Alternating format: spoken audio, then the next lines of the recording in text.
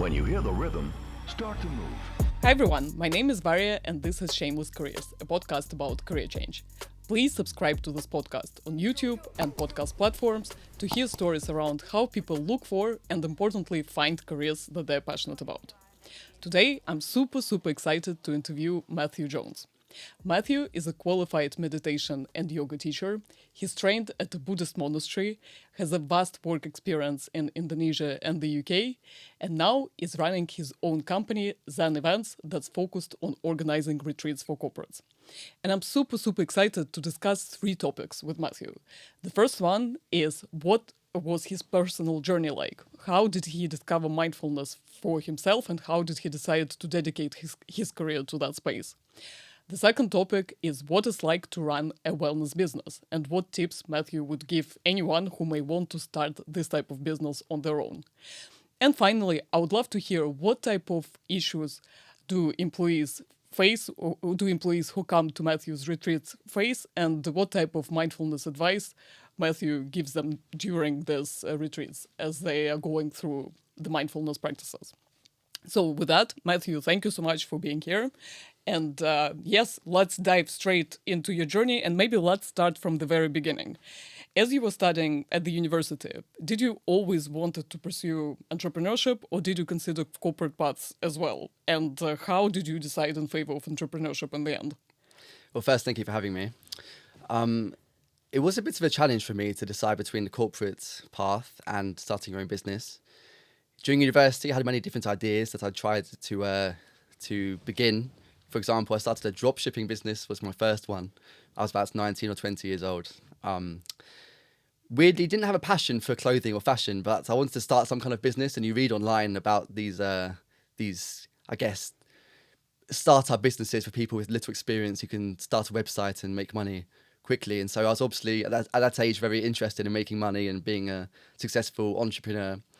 So I did that for a few months. I left that and actually started to pursue a more passionate business, which was I was going to start a vegan food delivery business when I was in second year of university.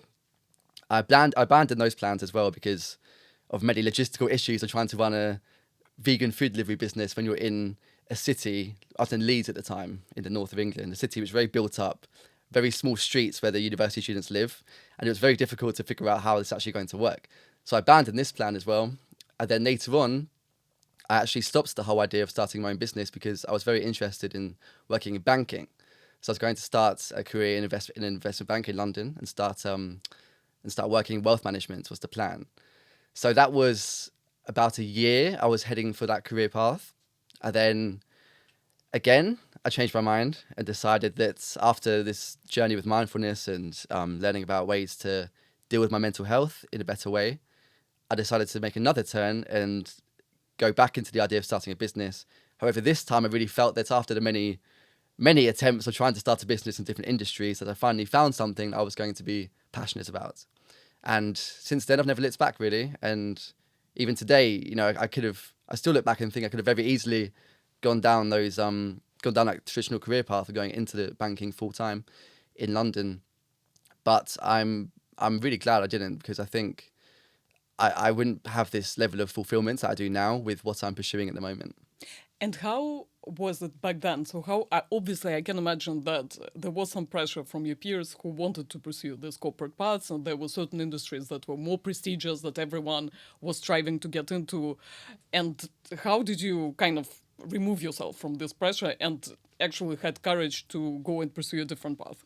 I think it is difficult because many people who you're surrounding yourself with are going into these careers and I think, you know, you hear from your friends, people are getting job offers here and there and they're starting in finance and they're starting in wealth management or whatever. And I think for me, well, of course, to some degree, I did go down that path of being pressured by your peers to enter the corporate lifestyle because I did go into that almost after university. However, I think for me, it was when my mental health and my journey really became so aligned with this idea of mindfulness and bringing that into daily life that I found that there was no other option for me. The pressure disappeared when I realized that this was kind of my calling in what I wanted to do, and I knew it really deep down. So I think once you kind of find what it is that you want to do, at least not forever, but at least right now you know what your next step is, then that kind of pressure leaves you. And if you feel confident in that idea, and I think part of me as well really felt like, part of me deep down felt that if I gave it a go, I would make it work somehow or another. I really did feel that in me, that I would, to me, it was not an option to not do this. It was just something I had to do. So the pressure just left really at that stage. And in terms of experience, some people are a bit worried to start their career with entrepreneurship. So a lot of people go at first down the corporate path to get some experience and to always have a plan B to go back to, and only then try themselves in entrepreneurship. So how did you deal with this consideration? Was it an idea that crossed your mind as well, and or not? I think it's difficult to say, because in some ways, for some people, in some types of businesses, it is very useful. For me, it does help to some degree that I'm able to relate to people in the workplace, because I did have some corporate experience. So when I was at university, I was actually working for an investment bank. So I did have that experience at university. And that was going to be my full-time career path afterwards. So I have that relatability with people I work with now, where I can talk about my experience. However, if you look at some of the most successful entrepreneurs in the world, Stephen Bartlett or Richard Branson, many of these multimillionaires did not have a large experience in working for someone else. So therefore, I guess it's wrong to say you have to have corporate experience to start your own business, because many people have proven otherwise, right? So I think if you feel that you have an idea that you think will work, and you feel like you can make it work one way or another, it doesn't have to be perfect, but you can at least give it a go and then learn along the way, then I think don't worry about trying to invest all the perfect experience before you start. For me, it was just about starting, and I'll figure out the rest as I go along. And how about the reaction of others? Were your friends, family supportive of this, or did they tell you, okay, it's better to take a safe route? So for me, I think my family were actually really supportive of me. Over time, they've seen me in school, get good grades and look like I'm going to go into a traditional career. However, obviously, when I did change into the idea of doing mindfulness for a living, obviously there were some questions. They wanted to know what that was going to entail. They don't want me to completely fail my career choice. So they did obviously take an interest in making sure it was something that they thought would be profitable and something I could do long term. And once I explained to them the idea of what I had, I think they were fully on board with it. And now they're always being my biggest advocates for me. And I really feel they believe in what I'm doing, which obviously drives me to go on. Do you remember what your pitch to them was?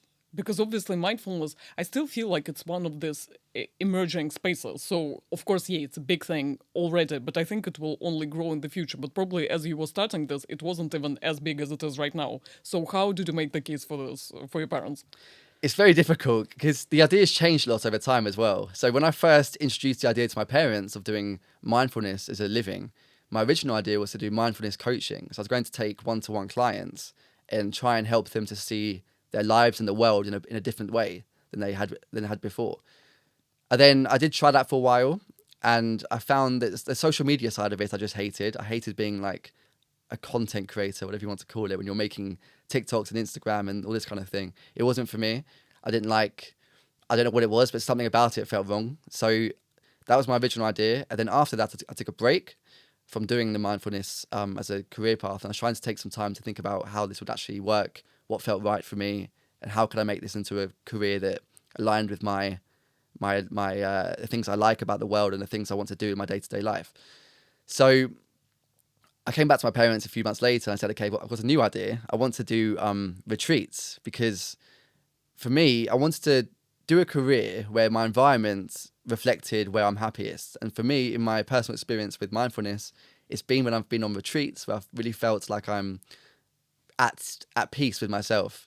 So I thought to myself, okay, how can I make a career where I'm living a life in this kind of environment? Maybe not physically, but at least the idea of community and the idea of being around people with similar interests and taking time out of your life to reflect and be grateful. How can I bring that into my day-to-day life in a career path?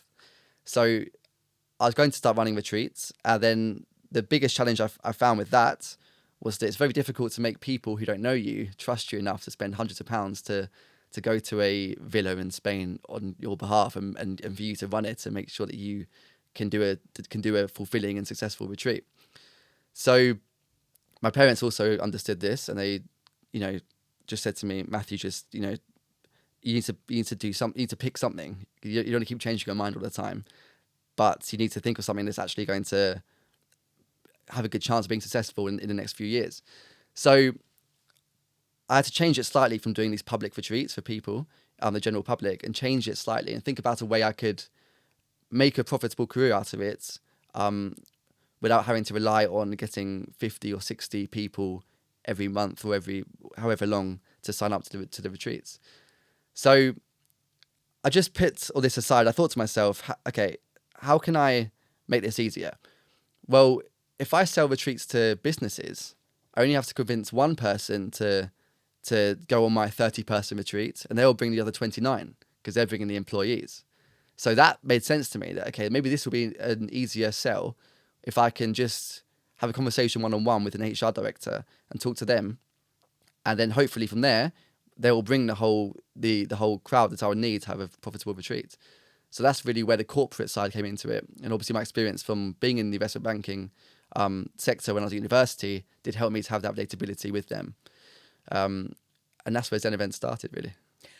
And can you tell me, because obviously at which point did you train in the monastery, and what was it like? Was it before you started your business or afterwards? It was before I started my business. So how did it come about? Yeah. Yeah, it was. It came about after I started reading a lot about mindfulness. So when I was at university and I was really struggling with my mental health at the time, and I felt very lonely in the city of Leeds. I'm away from family. I didn't meet the right people. I didn't feel connected to where I was, and I really felt like in a real big rut. I didn't know what the way out was, and so I was reading different books about different ideas of how to channel this kind of rut and how to find your way again. And it was reading a book called The Power of Now by Eckhart Tolle was the first spiritual or mindful book, I guess, that I ever read. And I read that, and it really did change my life. And I remember reading that book in a field in the summertime, and I read the book, and it basically taught you this idea of how the present moment is the only moment that exists in our world. So the past and the future are not real, and so it teaches you how to channel your energy into the present moment.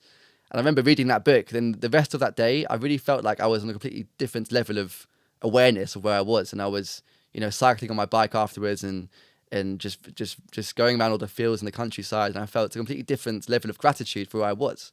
And it was crazy how I had changed my mindset by reading a book, and just by making those differences in how you're thinking about the world around you, it made me generate happiness inside of me. So I was thinking to myself, wow, this power of being able to generate the feelings I'm looking for from within, not from without. And from there, I started to read more and more on mindfulness. And eventually, I decided to go to a monastery of a teacher I'd been reading a lot of his books from. So Thich Nhat Hanh was the name of the monk. And he wrote many books on mindfulness, and especially from a Buddhist perspective and spirituality. And so I went to the monastery that he lived in. Sadly, he died the year before I went.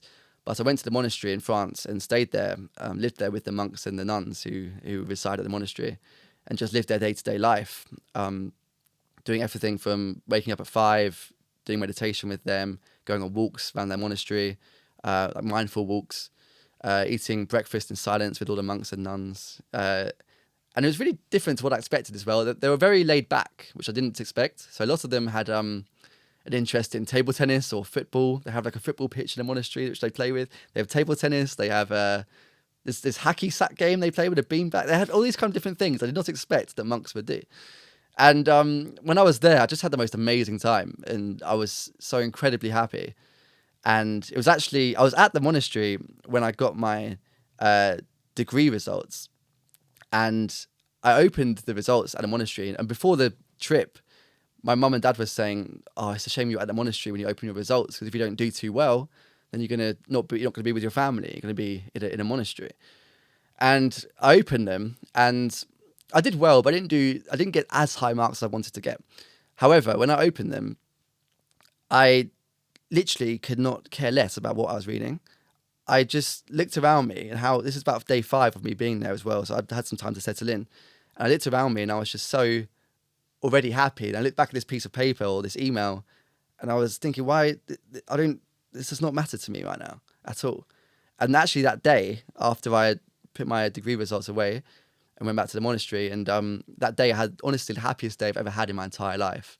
Of just, we had a bonfire that night with the monks, and we were just chatting about life and having these deep conversations, and like people playing guitar, and it was just the most amazing time I ever had in my life. And it was weird that one of the things that should disappoint most people, happened on the same day I had the best day of my life. And so that was the first time I really experienced this idea of not letting external events and things outside of you control how you're feeling. Because I had, in a way, the news I didn't want on the same day. I had the most amazing, fulfilling experience of my life. And as you were talking about the idea, you remember how in the beginning you said that you would only start a business that it really felt right to start this business because you were so passionate about it. So it once again confirms that oftentimes business ideas that are really authentic to us come off the back of our own kind of challenges and how we have solved them. Although, to be honest, like some people, I did hear views from some entrepreneurs that passion may not necessarily be the must, and some people are driven by building things, by potential financial returns. So maybe it's like individual to different people. Like some people are really passion driven, and for some people maybe they're driven by like other aspects. So yeah. Well, I think it is. The thing is, though, if you do follow your passion, I didn't realize this till after I started my business, that if you do follow your passion, that in reality, 99% of your job in your day-to-day life is not going to be your passion. So, for example, I went into the wellness industry because I love wellness itself. However, by the time you start your business, all you're doing, for the first few months, when you haven't got any clients coming in, all you're doing is just sending emails and creating social media posts. So you become a marketing manager, you become a logo designer, a website designer, you become a content creator. You're doing all of these things that didn't actually align with the passion you started with. So the thing is, you can follow your passion, but you have to know that you're not going to be doing your passion day in, day out. So even now, most of my job still aligns around sending emails and having conversations over contracts and negotiations and trying to be a salesman. And that's one skill that you can't ignore as well. Whatever business you start, in some way or another, you're very likely going to be a salesman or saleswoman. So that's one thing I didn't train for before, was how to sell things to people, which is a really, really hard thing to do. So I get why some entrepreneurs have said that following your passion isn't the most important thing, because most of your job is not going to be following your passion. But how do you then reconcile the two? Like, do you still, I guess the question is, like now, if you, for example, had another amazing business idea, would it be the same running any other business, given that, to your point, any business then ends up being like a business where you need to sell, etc.? Or does still it makes a difference for you that, okay, it's in the area that you're passionate about? I guess the question is, how do you reconcile this business side of things versus the actual like space that you're super passionate about? It's really difficult. I found this struggle a lot in my journey as well. That's actually when I started my business, in my own personal practice, I became less mindful and less calm in my day-to-day life, because the business was stressing me out in many ways, and I wanted it to be successful. And I'd honestly be, it got to the point, and I still struggle with this in some ways now, that I can't, that the first thought that comes in my mind in the morning and the evening and between things I'm doing is the business. I'm thinking, okay, how can I make this better? How can I fix this? How can I do that? And I remember when I first started, I'd wake up in the night, for example, at 3 a.m. And when you wake up in the night, for me, I can't go back to sleep, because as soon as I wake up, my mind goes straight to the business. I'm thinking, what am I going to do about this problem? How am I going to solve this? And so for me, it was very difficult, because the business was pulling me away from my own personal practice. So now I'm in a place where I really need to separate that time for business from that time for myself. For example, so next month I'm going back to the monastery where I trained in before, just to see the people there again and enjoy that experience. And I'm so looking forward to that, because I know it will be an experience in what I love, which is the retreats and the mindfulness, but without the pressure of making it a business trip, or it's not a transactional thing. It's me enjoying that experience for myself. So for anyone as well who's starting a business in their passion, I think it's a really good thing to do is to make sure you take time to enjoy your passion outside of your business and separate the two. And how about purpose? Again, another big concept that divides opinions. Like, some people couldn't care less about having a purposeful career. They want to be successful, and different people are driven by different things. But some people do say, especially when they make a career jump from something that was not purpose driven to something where they're really helping people like attach themselves to something bigger than themselves, it really makes a huge difference to them. So what's your view, I guess, on purpose, and what role does it play in your business? Yeah, it's an interesting one, purpose and purpose with work. I think for me, I started a business as well because I wanted to have freedom in my time and what I'm doing with my day-to-day life and where I'm working. And so my purpose really came from, in some ways, of course, in the work with the mindfulness aspect, but outside of work, because now I had time to do the things that I enjoy doing more and for longer. So I get why people seek purpose in their day-to-day life if they're working in a corporate or 9-to-5 job, because that is the vast majority of their day.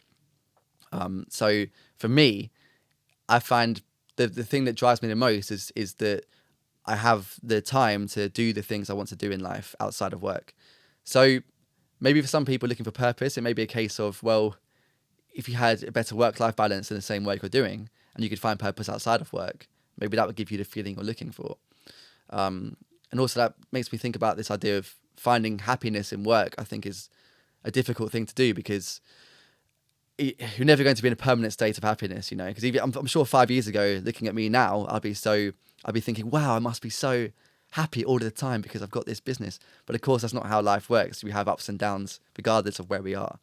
So rather than trying to seek happiness from your work and from your day-to-day life, I think if you can seek detachment maybe from the ups and downs of day-to-day life and find ways to bring happiness into your current life now, then maybe that will give you the happiness as a byproduct that you're looking for from your overall life. And let's go back to your business journey. So when you started it, when you finalized what your idea will be around organizing retreats for corporates, convincing one person, and then scaling the business this way, could you tell me more about how this beginning of this journey was? Like, what went as expected, what was difficult, what was exciting in this entrepreneurial journey, so that other people who are thinking to start something similar, not necessarily in wellness, but any kind of other business of that type, what they should be ready for, I think the first thing is that no one will be as convinced on your product as you are. So when you first start, you think that everything is amazing about your product and your website's amazing and your product's perfect, and you think everyone's going to love it. But you find that it's actually you're the one who's most passionate about your product and other people aren't. And they won't get the same feeling from it reading your website that you do from within, because you know every detail, you know your product's back to front, whereas they don't. So I think understanding that it's not going to be easy flowing from the beginning, where you're going to have people coming to you, wanting to work with you, wanting to do this and that. It's going to be a struggle, and you're going to have to really, really have resilience to be able to have knockbacks over and over again where people aren't convinced on what you're selling them. So that's really difficult, I think. Also, I found really hard to manage my time at the beginning, because when you have a corporate 9-to-5, it's normally quite structured. You go to the office in the morning at 9, you're there from 9 to 12, then you have lunch, and then you do this. And I found that difficult because now I was on my own schedule. And I think as well, when you spend too much time on social media and you kind of get into this hustle culture, I guess they call it, when you're thinking about, okay, am I spending enough time on this? Should I be doing more? And I found that I would wake up in the morning and start work and try to just do everything at once with no breaks. And I felt completely ruined by the end. I didn't even do the work that well because I was so burnt out. So it really took me a long time, maybe a year or so, to figure out my flow in my day-to-day life, because you don't have that structure that you get from the corporate lifestyle. The other main issue I had as well was that it's quite you're in solitude a lot when you're running your own business. You don't spend a lot of time with other people. And obviously in the corporate world, I know now since COVID it's more remote, but still you're going to the office, you're having socials, this kind of thing. You are going to be alone a lot. And often, again, at the start, I'll just go from my bedroom to the kitchen and work. And then it'll be 6 p.m. and I've not left the house, So you have to really make your day-to-day life enjoyable when you're running a business. Find ways to see people, stay in touch with people and go outside and maybe work in a cafe if you have that luxury of doing so. And you need to kind of romanticize it a bit, because the day-to-day life it can be very dull. Like I said before, you're just doing the admin side of things most of the time. So yeah, I think the two most important things for me are structure, finding that flow that works for you, and kind of romanticizing the day-to-day life and finding ways to make it more enjoyable. And you've mentioned one thing around how do you allocate your time, not even necessarily from the flow perspective, but what delivers most impact. Because I think in a corporate, usually there are some like KPIs that are already predefined, so you never question like what are you spending your time on. And I guess if it's all up to you, it's difficult to even understand, okay, what's the kind of most impactful thing I can be doing at any moment. Is this correct? Definitely. And yeah, there's so many things you can be doing, because in our generation, we have such an overwhelm of information. There's so many articles you can read and books and social media posts that it becomes very difficult to then refine that information and decide, okay, what are the priorities here? For example, when I started my first meditation related business, the one-to-one coaching, I started off on YouTube and TikTok and Instagram and Facebook all at the same time. And I was spread so thin because I wasn't doing one thing well, because I had so many marketing paths. So what I learned now is that actually, so for example, my retreats, the way that we get people come to us through Google, but when we reach out to companies we think would be a good fit, LinkedIn is the only way that we currently do this at the moment. So because I get cold emails all day, every day from hundreds of businesses trying to sell me things, and I never read hardly any of them because they're just a lot of them are so robotic and repetitive. And trying to stand out in that sea of emails was we did try it a lot, and we found it not that productive. So LinkedIn, where you have this more personal approach, works a lot better for us. So I think it's a case of finding those priorities and trialing and testing things, and you'll soon realize after a few months, okay, these techniques don't work for my business, these ones do.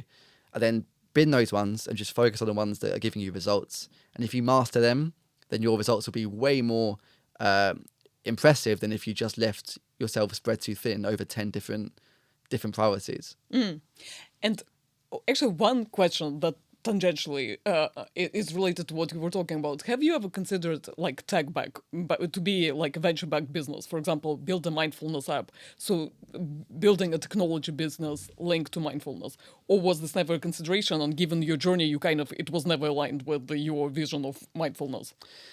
It has crossed my mind. I think, at the moment as well, with the growth of AI as well, it seems kind of crazy not to consider AI as part of your future business plans, because we know how fast that's growing. So I have thought about it. One idea I had was I was thinking about doing an app where you could talk to an AI software about what you're struggling with in life and your challenges, and then the app would design meditations based on your bespoke personal struggles. That's amazing. That was an idea I had. So I looked into it, and unfortunately, there's a few companies that are already starting to do this already.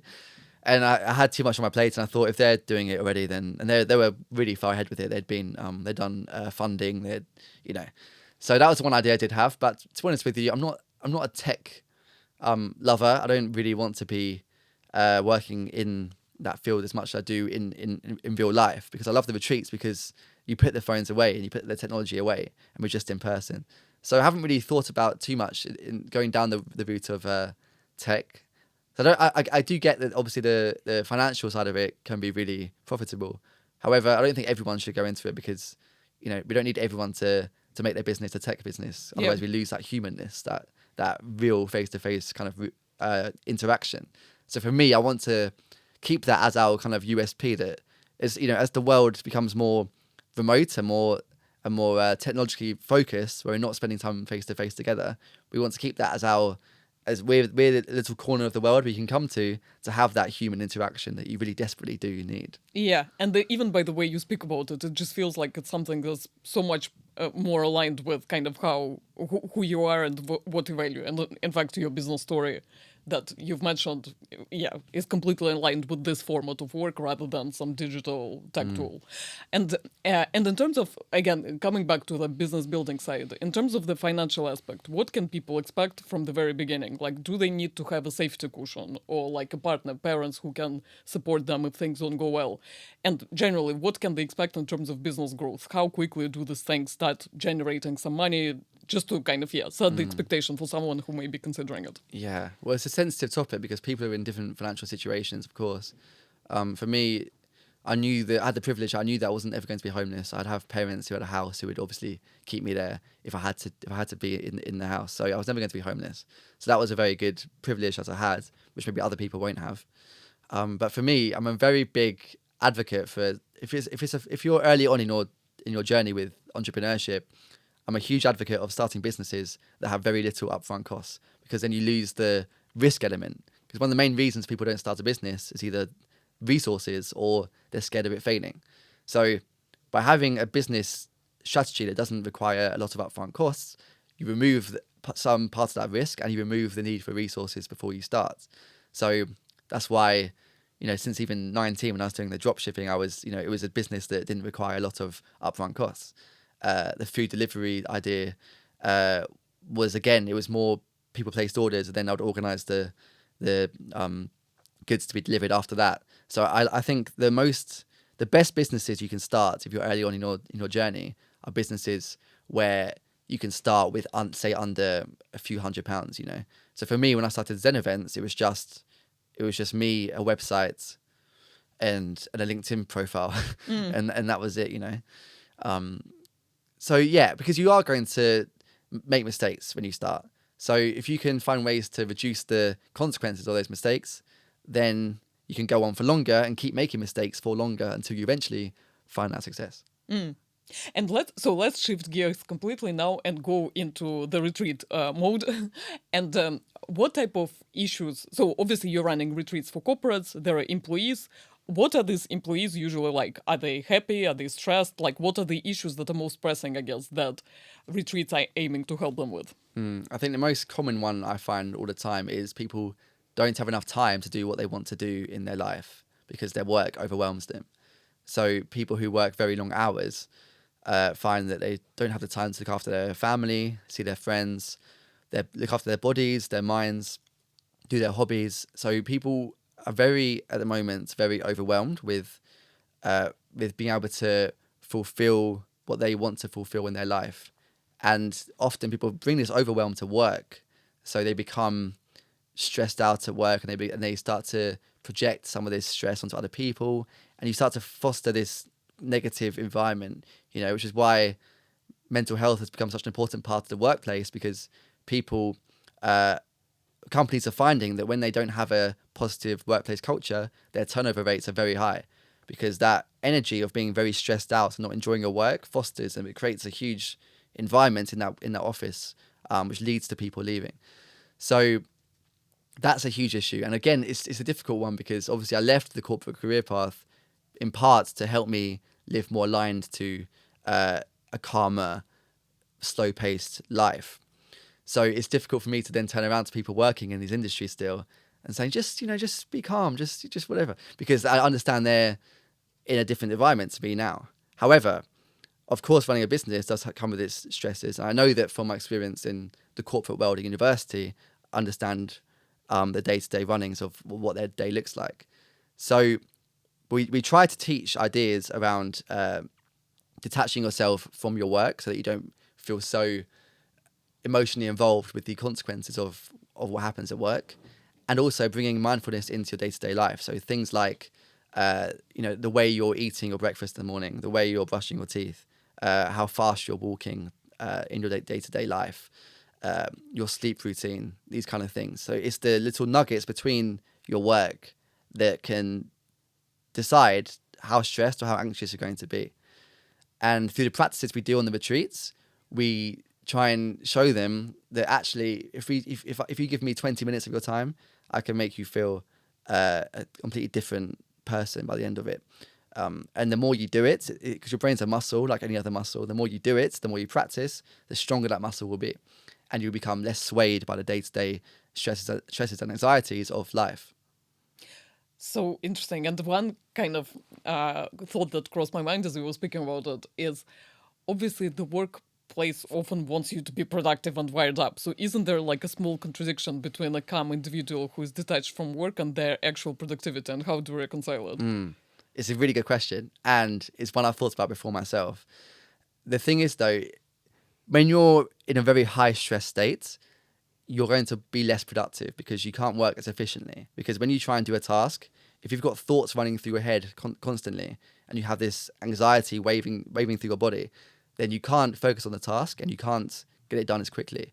Whereas if you did that task in a calm mindset, where you don't have thoughts racing through your head, you can focus your energy on that task. So you'd find that if you actually did a task with a mindful state of being during that completion of the task, you'll get it done quicker and more and better than you would in the high state of stress and anxiety. So actually, ironically, slowing down can bring you increased productivity.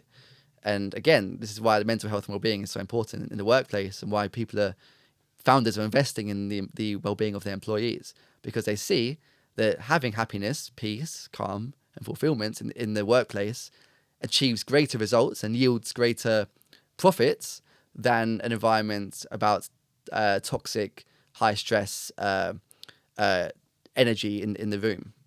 I can, now that you mentioned this, I can totally relate to it. I sometimes think, how much energy do I spend on worrying about things? And if I didn't spend this energy on this, but actually on like doing stuff that is expected of me, maybe like the result would be probably the same, or even I would go further because I haven't wasted all this energy. So I can totally relate to what you've said. Yeah, and so you've mentioned that that wellness and mindfulness is becoming a trend in corporate. So what trends do you observe in that space? How does it manifest in corporate culture? What do corporates do for their employees?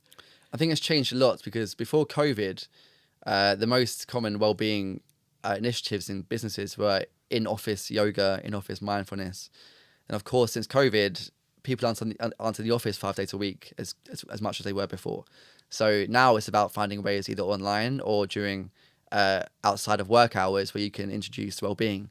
So I think this is why, again, like AI and any tech-related well-being initiatives are good, because they give people working remotely the ability to look after their mental health. So I think that, the first thing is adapting to this remote world, which is why I really believed in my idea, because I thought that introducing corporate retreats is a perfect way to get remote workers together who wouldn't necessarily see each other face to face, and having that time to have those human interactions that we don't get from remote working.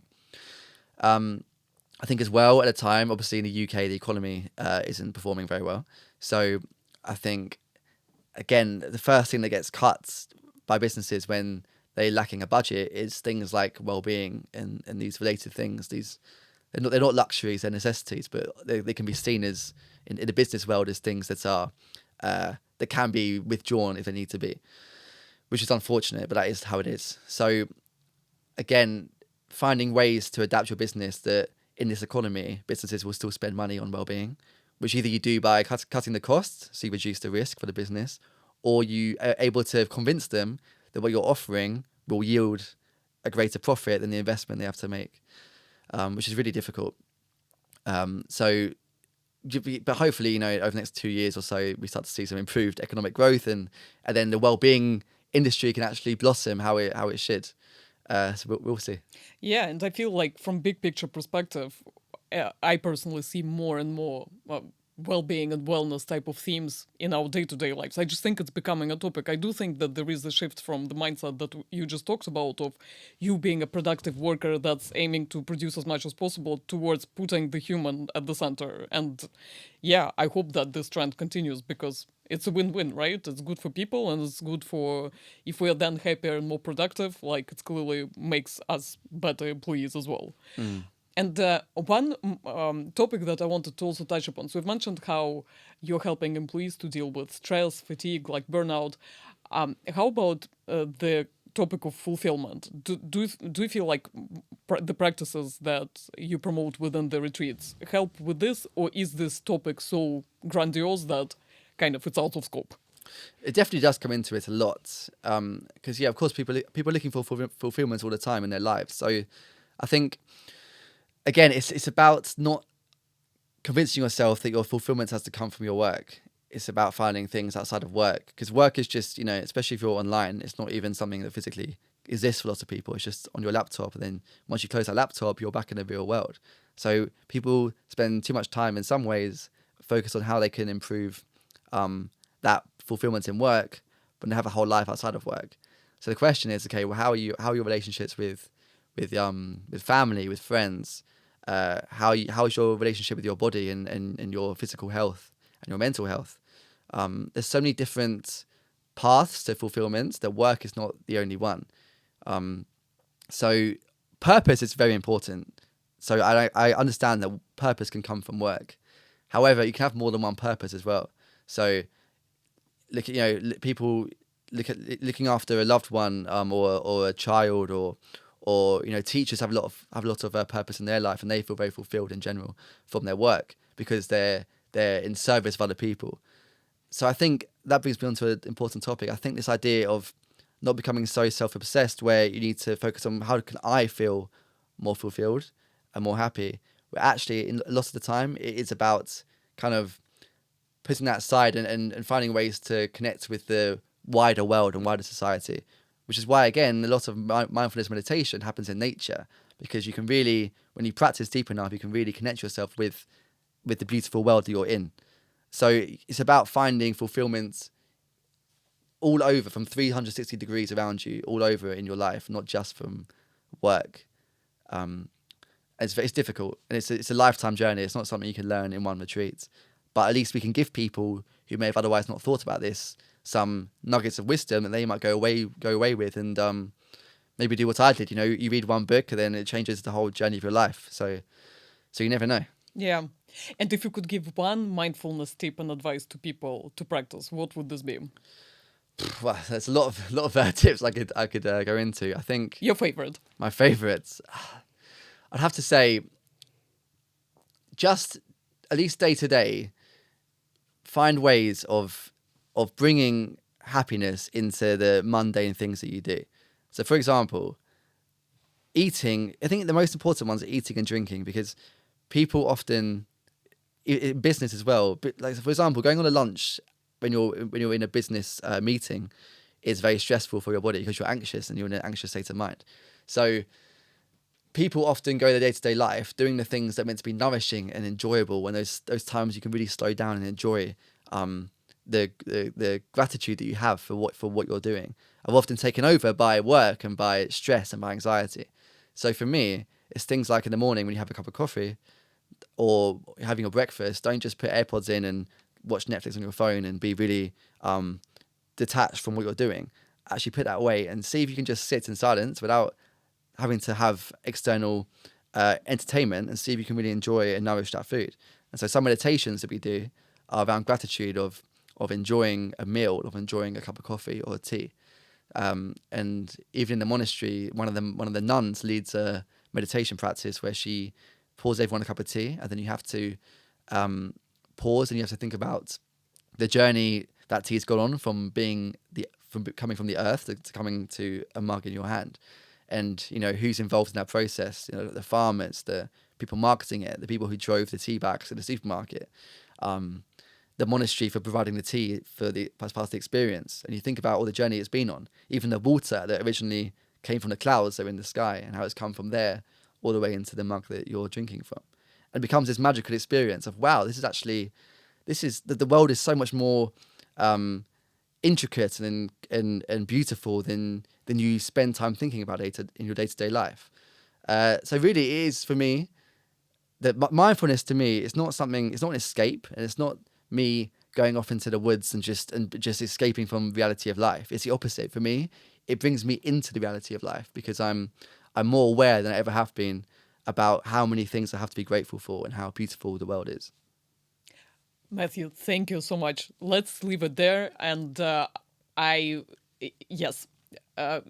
honest, everything that you've said just now brings a lot of emotions, brings up a lot of emotions in me, because yeah, to your point, we live our day-to-day lives oftentimes by default and almost like robots without appreciating all of this magic that we're surrounded by. And actually, if we felt more grateful and more grounded, then maybe some of the issues that we agonize about, whether it's related to career, like success and all other things that society pressures us to worry about, maybe they would become secondary and they would resolve themselves on their own. Exactly. That's what it is. Thank you, Matthew. Thank you so much. And if any of our listeners would like to connect with you and learn more about the retreats that you're running, where can people find you? So on Instagram, we're ZenEvents Co. at ZenEvents Co. Our website is www.zenevents.co. And on LinkedIn, if you type in Matthew Jones ZenEvents, you'll come up and you can follow me on there as well. Amazing. Thank you, Matthew. Thank you. Let's go.